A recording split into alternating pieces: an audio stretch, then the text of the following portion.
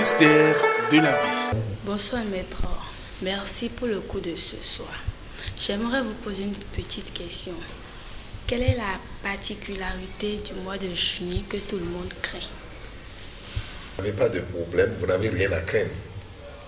Mais c'est parce que par votre ignorance, vous allez contre les lois que vous créez des choses. Et qu'est-ce que vous avez à craindre? Ou qu'est-ce que certains craignent? C'est un mois qui marque la fin et le début du cycle de l'univers.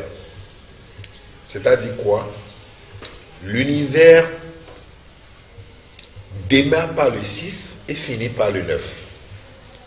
Alors, vous avez compris déjà pourquoi le juillet égale 6. Comme un nouveau-né, il doit prendre la forme de 6 dans le ventre de sa mère, la tête en bas, les jambes en haut, avant de naître. C'est le début. Mais la fin du chiffre de ce 6 qui est venu, c'est en même temps le 9. Parce que lorsqu'on dit 6, 7, 8, 9, on n'a plus un autre chiffre à dire. Le 10 n'est qu'une association de 1 et de 9 qui est devenu 0. C'est pour ça à l'école, on parle de preuve par 9 pour dire 9 égale 0. Donc le 9 est un chiffre féminin par excellence. Alors, lorsque l'univers atteint le 9, c'est comme un arbre qui a fini de grandir. Et donc ça va faire comment? Ça va produire des fruits qui vont tomber. Et les fruits qui tombent ne sont que des futurs arbres accueillis. Alors, qu'est-ce qui se passe? Pendant cette période, l'univers, dans sa capacité à se régénérer, va se vider de beaucoup de son pouvoir. Et tous les hommes aussi, les arbres, le fleuve, les montagnes, la terre, tout va se vider de son pouvoir de protection pour que la nature elle-même, la puissance matricienne gère ce pouvoir-là. Et c'est d'ailleurs pour ça que dans le Panthéon fond, on appelle Souro Bogor pour dire, c'est 6 dans le calendrier grégorien, mais c'est 11 dans le calendrier julien, c'est-à-dire notre calendrier à nous, dont le mois compte 28 jours. Et donc le mois féminin, parce que le cycle normal d'une femme, c'est 28 jours, 4 fois 7, 7 pour le feu, 7 pour l'air, 7 pour l'eau et 7 pour la terre. Et qu'est-ce qui se passe? Lorsque on vous montre la lame de tarot qu'on appelle le 11, vous allez voir que c'est une femme qui est en train d'ouvrir la gueule d'un lion. Pour dire que la puissance matricienne est à son sommet. Et comme ça, les femmes ou nos mères détiennent la quasi-totalité de leur pouvoir. Et donc, elles vont utiliser pour frapper. La plupart du temps. Comme elles peuvent utiliser aussi pour protéger. Ça dépend. Mais avant cela, ce pouvoir retrouvé de la femme, qui en réalité est un pouvoir lunaire, lorsque je parle de le pouvoir matricien, c'est la lune. Et quand je parle du pouvoir de son contraire, c'est le soleil. Et donc le soleil ne va plus posséder sa grande puissance en matière de pouvoir. Et va léguer ça à la lune. Et la lune, qui est la sphère de la sorcellerie, je dis bien la lune qui est la sphère de la sorcellerie, va élever cette puissance au niveau de ceux qui ont ce pouvoir. Et ils vont utiliser maintenant pour embêter. Et puisqu'ils vont ils vont utiliser pour embêter, la lune va prendre soin d'enlever aussi des feuilles, comme tout perd un peu de son pouvoir, les feuilles, la végétation, le règne végétal va perdre son pouvoir. Donc vous ne pouvez pas aller chercher les feuilles pour sauver. Et vous allez constater que pendant cette période, là, tout le monde pratiquement va en vacances. D'abord la vacance du pouvoir. Le fleuve va aussi en vacances. Les pêcheurs ne tuent plus beaucoup de poissons. parce qu'il pleut beaucoup, donc il y a crue. Et donc vous jetez de filet, vous ne trouverez pas beaucoup. Puisque pendant cette période, il pleut beaucoup, et donc la végétation est suffisamment verdoyante, et donc vous n'aurez pas la chance de voir facilement l'animal aussi qui est caché dedans.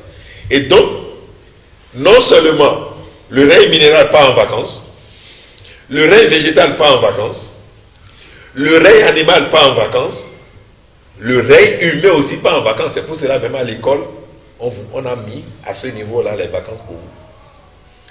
Mais on ne peut pas vous expliquer cela. Mais la fin du soleil, c'est-à-dire lorsque la fin du soleil est égale en même temps la fin de la journée.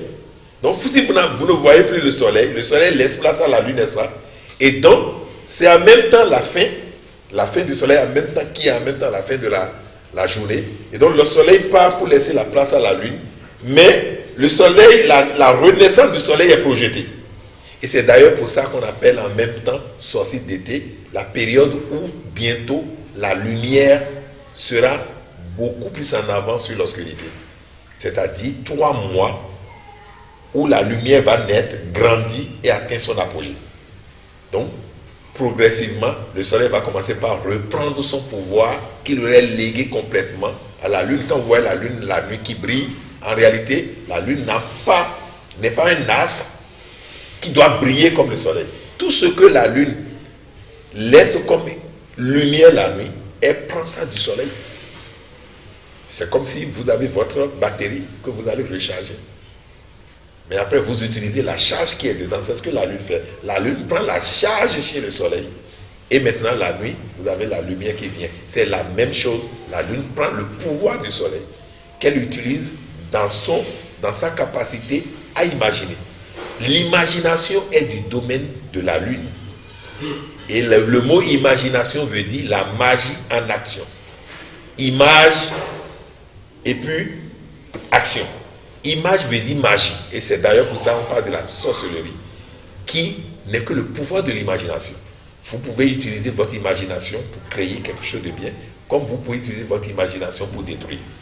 Et c'est la période où la nature même s'occupe du pouvoir de l'imagination.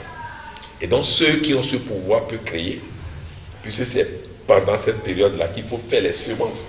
Et qu'est-ce que c'est la graine, je sais pas, qu'il faut semer le plus actuellement, c'est l'haricot. Et l'haricot chez nous s'appelle aïe. Et le mois est appelé aïe dosu. Aïe dosu. Et donc vous retournez à l'intérieur de vous-même pour vous revitaliser, afin d'utiliser maintenant le pouvoir pour vous et pour votre entourage. Et pendant cette période, les déités aussi vont en vacances. Ne pensez pas que si vous vous laissez embêter par la sorcellerie, un vaudou qui est là va vous sauver. Puisque les vaudous aussi vont en vacances. Si les feux vont en vacances et que vaudou c'est amant, vaudou aussi va en vacances. Et donc, la sphère, la lune va prendre tout et gère. C'est pour ça que les petites maladies vont sortir de là et de là et de là et de là. Et vous savez, nous sommes en zone tropicale. Pendant la pluie, les moustiques vont, je ne sais pas, se multiplier. Et donc, cela, ils vont transmettre maintenant le plasmodium, qui est l'agent vecteur même de la maladie du paludisme. Et voilà, les gens qui sont dans les pays tropicaux vont beaucoup souffrir pendant cette période-là. Et cela n'empêche pas les autres aussi de ne pas avoir leurs problèmes aussi là-bas, parce que il y a des énergies nouvelles qui prennent possession, et du moment où vous devez perdre tout ce que vous avez pour vous relancer complètement après, et perdre tout ce qu'on a, c'est s'affaiblir.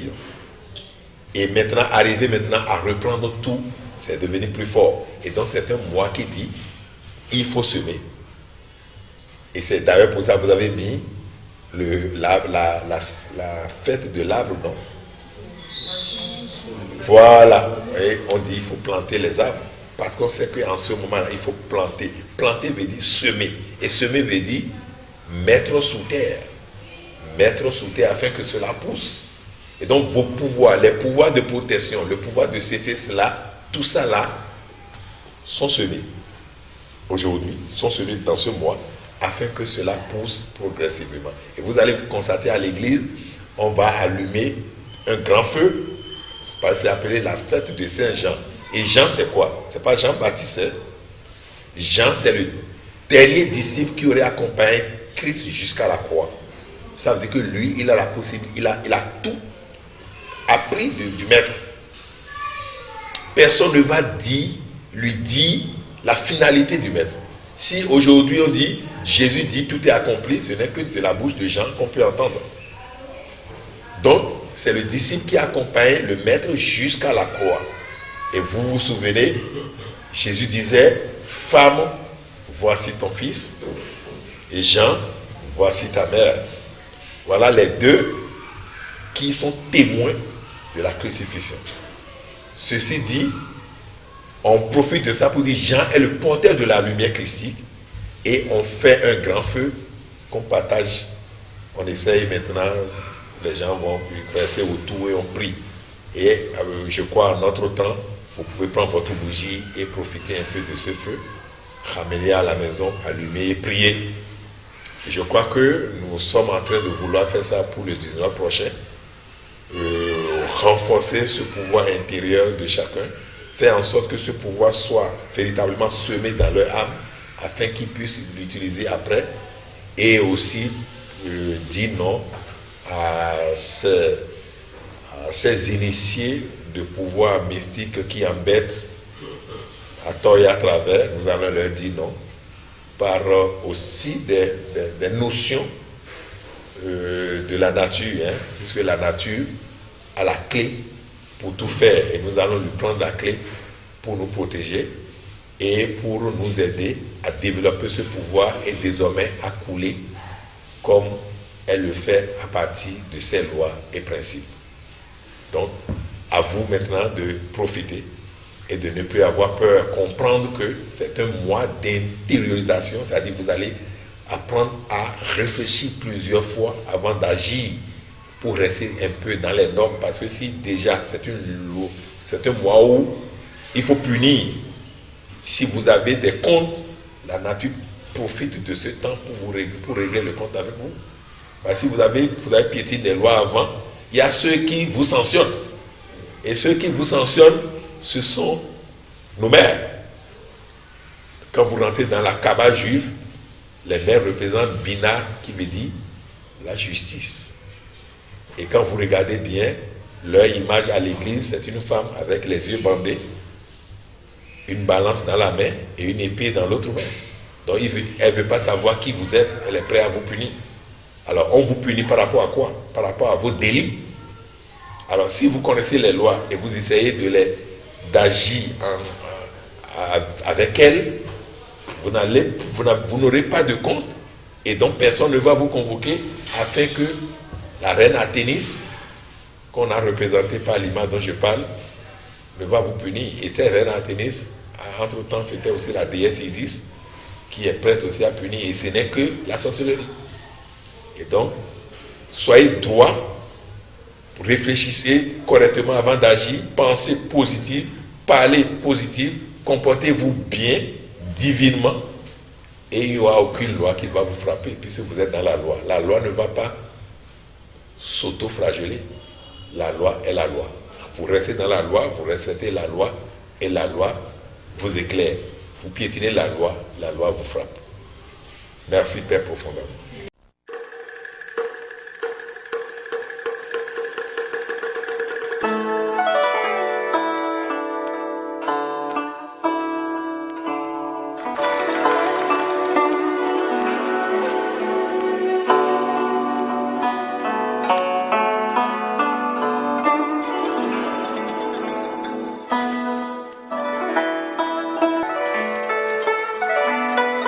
Mystère de la vie.